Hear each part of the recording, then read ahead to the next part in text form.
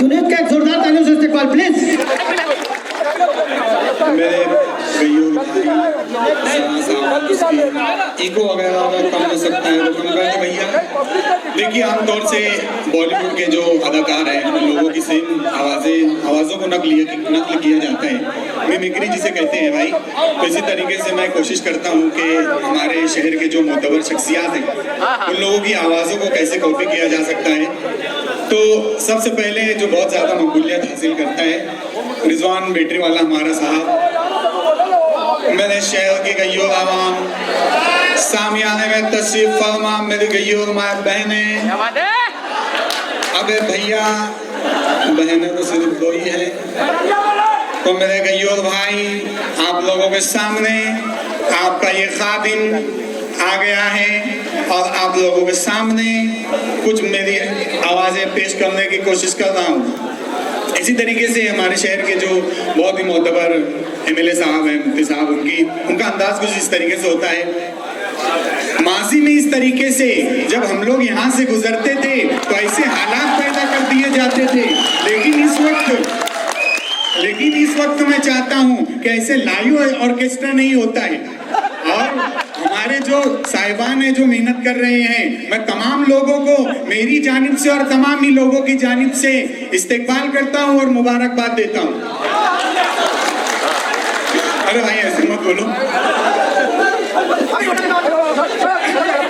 इसके बाद हमारे बहुत ही मोहतरम शख्सियत एजाज बेग साहब बोलते हैं।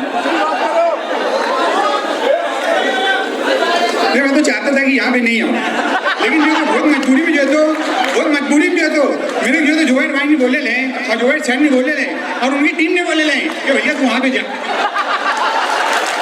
यहाँ पे बहुत शुक्रिया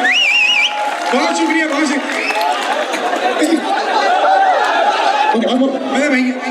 तो ये भाई जो तो तुम्हारे बहुत शुक्रिया तुम्हारा, वो भाई का भी बहुत शुक्रिया जो तुम्हें मतलब मैं बोलूँ क्या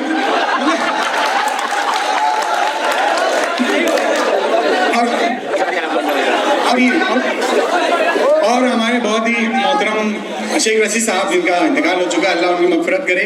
और उनका अंदाज हुआ करता था, क्या रे बट्टी जुबैर भाई ने मेरे को बुलाई नहीं, जुबैर का जो तो बहुत शुक्रिया। और ऐसे प्रोग्राम में तो बोलते हैं यार ऐसे होना चाहिए, हमारे मालिकों को ऐसी जरूरत है, मतलब ऐसे प्रोग्राम की जो है तो बहुत सख्त जरूरत है। और देखा जाए तो कलाकार की जो है तो मैं समझता हूँ यहाँ जितने भी कलाकार हैं सब अपने आप में जो है तो खजाना है, बहुत अच्छा काम कर तमाम का काम बहुत अच्छे काबिल तारीफ है। एक सोशल मीडिया बहुत ज़्यादा मकबूलियत रखते हैं जाकिर नायक साहब, अगर कोई हाथ उठा दे, जानते हो बहुत कम लोग जानते हैं। भाई साहब का क्वेश्चन क्या है? भाई साहब तुमको समझ में नहीं आता क्या? भाई साहब तुम्हारा मसला क्या है, प्रॉब्लम क्या है? भाई साहब तुम्हारा रिजवान भाई हमारे डॉक्टर है, बहुत ही मोहतरम है भाई साहब, उनका रिस्पेक्ट होने मांगता। भाई साहब तुमको इधर किसने बुलाया? भाई साहब तुमको माइक दो, भाई साहब तुम माइक दो। भाई साहब तुम्हारा मसला क्या है, तुम्हारा प्रॉब्लम क्या है? भाई साहब तुम्हारी किताब में लिखा हुआ है वर्स नंबर 5 चैप्टर नंबर 24। और ये सोशल मीडिया बहुत ज़्यादा मकबूल है पप्पू सिद्दीकी साहब, और माशाल्लाह वो भी कमेंट करते हैं, मतलब हौसला अफजाई करते हैं। देखिए हालांकि मैं बोलना नहीं चाहता था, हालांकि मैं कहना नहीं चाहता था, लेकिन बहुत ही मजबूरी में और बहुत ही मुश्किल में मुझे ये कहना पड़ रहा है कि यहाँ पर जो प्रोग्राम ऑर्गेनाइज किया गया है और यहाँ पर जो सामीन है और स्टेज पर जितने लोग हैं बहुत ही काबिल तारीफ है और तमाम लोग जो है तो मुबारकबाद के लायक हैं। तो इस तरीके से मतलब उनका एक अंदाज होता है।